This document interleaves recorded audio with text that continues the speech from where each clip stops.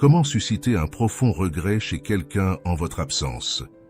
Comment faire en sorte que votre présence résonne constamment dans son esprit? Dans notre quête de relations significatives et profondes, il ne s'agit pas d'impressionner par des gestes extravagants ou des paroles enjolivées. Au contraire, c'est l'essence même de qui nous sommes qui laisse une empreinte durable. Inspirés par la philosophie stoïcienne, nous ne cherchons pas à capturer quelqu'un de force, mais plutôt à créer un espace où cette personne souhaite revenir volontairement. Dans cette vidéo, nous explorerons des actions subtiles, des mots significatifs et des moyens de démontrer naturellement votre valeur, afin que même à distance, votre image reste ancrée dans l'esprit de l'autre. Rejoignez-moi pour découvrir des secrets uniques et efficaces pour graver votre image dans le cœur de quelqu'un, vous rendant inoubliable.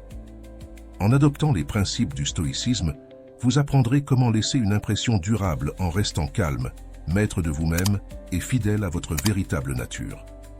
Avant de commencer, je vous encourage à aimer la vidéo et à vous abonner pour soutenir notre chaîne.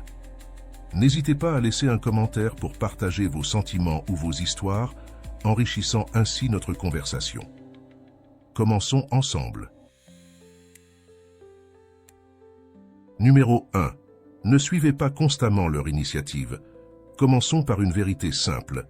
Si vous envoyez constamment des messages ou appelez quelqu'un, vous risquez de paraître trop disponible, voire désespéré. Imaginez que vous êtes un artiste travaillant sur une peinture. Si vous passez chaque moment de la journée dans votre studio, vous pourriez perdre la perspective sur votre œuvre. Mais en prenant du recul pendant un moment, vous pouvez obtenir une vue d'ensemble fraîche et une nouvelle appréciation de ce que vous créez. Le même principe s'applique aux relations.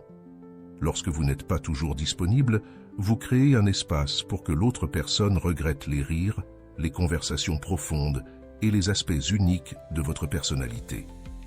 Ils commencent à valoriser votre présence davantage parce qu'ils réalisent que ce n'est pas un acquis, mais une partie spéciale de leur journée qui n'est pas toujours disponible. D'un point de vue stoïcien, cette pratique nous enseigne le contrôle de soi et l'indépendance. Les stoïciens croient en une vie de vertu et de sens, en se concentrant sur la croissance personnelle et la paix intérieure, plutôt qu'en cherchant la validation des autres. En n'étant pas trop disponible, vous montrez que vous avez vos propres objectifs, passions et poursuites. Vous n'êtes pas défini uniquement par vos relations, mais plutôt par une vie riche et épanouissante. 2. Résistez à l'envie de chercher l'attention. Lorsque vous recevez un simple emoji ou un « bonjour » décontracté de quelqu'un qui vous intéresse, il est tentant de répondre immédiatement, surtout si vous attendiez avec impatience leur message. Cependant, prenons un moment pour réfléchir à cela d'un point de vue stoïcien. Dans le stoïcisme, nous apprenons la valeur de la maîtrise de soi et de ne pas être influencé par chaque impulsion. Marc Aurèle, un philosophe stoïcien et empereur romain, a dit un jour « Tu as pouvoir sur ton esprit, pas sur les événements extérieurs. Réalise cela et tu trouveras la force. » Appliquez cette sagesse ici. Si vous vous précipitez pour répondre chaque fois, cela peut donner l'impression que vous êtes toujours disponible, simplement en attente de leur message. Cette réactivité excessive peut vous faire paraître moins intrigant et diminuer votre valeur perçue. Le cerveau humain est conçu pour apprécier ce qui n'est pas facilement accessible. Si vous répondez toujours rapidement, il pourrait considérer votre attention comme acquise, pensant qu'un minimum d'effort suffit pour maintenir votre intérêt. La prochaine fois que vous recevez l'un de ces messages légers, prenez un moment. Concentrez-vous sur vos objectifs, vos hobbies ou simplement sur l'instant présent. Ce délai dans votre réponse ne concerne pas le fait de jouer à des jeux, mais montre que vous avez une vie pleine et riche. C'est une démonstration que, bien que vous les valorisiez, votre monde ne tourne pas autour de leur message. 3. Cultivez une aura de mystère. Le stoïcisme nous enseigne la valeur de la retenue et le pouvoir de l'inconnu. En révélant graduellement des aspects de vous-même, vous éveillez la curiosité naturelle des autres, les incitant à penser davantage à vous et à désirer en savoir plus. Pourquoi est-ce si efficace? C'est simple, les gens sont naturellement curieux. Si vous montrez toutes vos cartes d'un coup, il n'y a plus de mystère, plus de puzzle à résoudre, et l'intérêt s'émousse rapidement. Cependant, si vous dévoilez votre histoire peu à peu, cela maintient l'engagement des gens, les rendant impatients de découvrir ce qui se cache sous chaque couche. Prenons un scénario comme exemple. Imaginez que vous avez eu une journée remplie de tournures inattendues et de surprises agréables. Au lieu de raconter chaque détail à vos amis ou à quelqu'un qui vous intéresse, vous pourriez simplement mentionner « Waouh, aujourd'hui a été plein de surprises » et vous en tenir là. Cette approche invite naturellement l'autre personne à poser des questions comme « Que s'est-il passé ?» ou « Raconte-moi en plus ». Chaque question ouvre un chemin vers une conversation plus profonde, mais uniquement selon vos termes, quand vous choisissez de révéler davantage.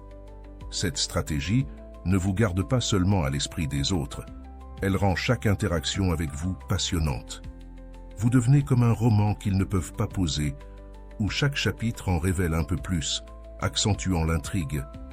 Fidèle à la mode stoïcienne, cette méthode enseigne la patience, à vous et à la personne avec qui vous interagissez.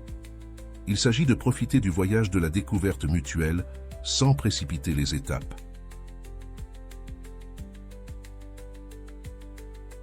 « 4. Éveiller des sentiments de jalousie.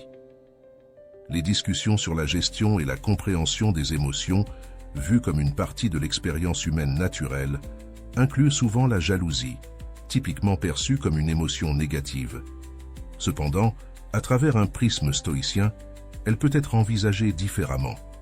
Lorsqu'elle est appliquée avec réflexion, elle peut doucement pousser quelqu'un à réaliser votre valeur et, par conséquent, à regretter davantage votre absence.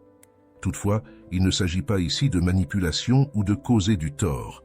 Il s'agit de mettre subtilement en avant les vertus de votre vie en incarnant l'idéal stoïcien de bien vivre.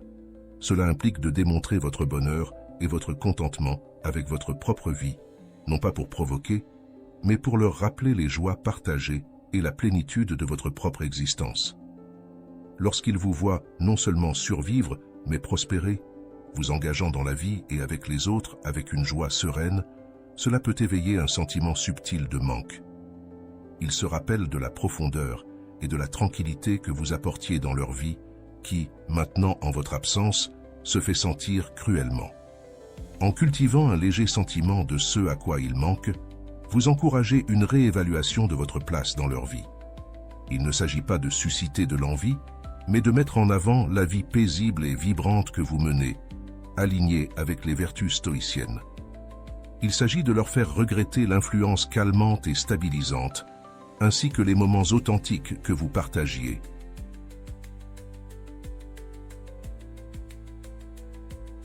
« 5.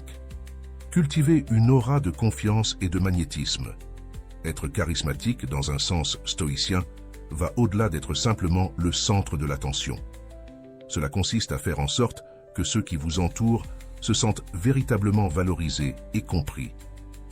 Imaginez ceci. Vous êtes à une réunion et au lieu de dominer la conversation, vous écoutez attentivement, réagissez sincèrement et vous engagez de manière significative. Lorsque les gens s'éloignent après avoir parlé avec vous, ils se sentent valorisés et appréciés.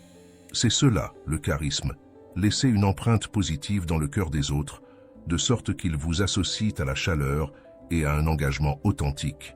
De cette manière, votre absence se remarque et votre retour est attendu avec joie. Parlons maintenant de la confiance. Le stoïcisme nous enseigne que la véritable confiance vient d'une assurance intérieure dans nos valeurs et nos capacités, et non de la validation externe.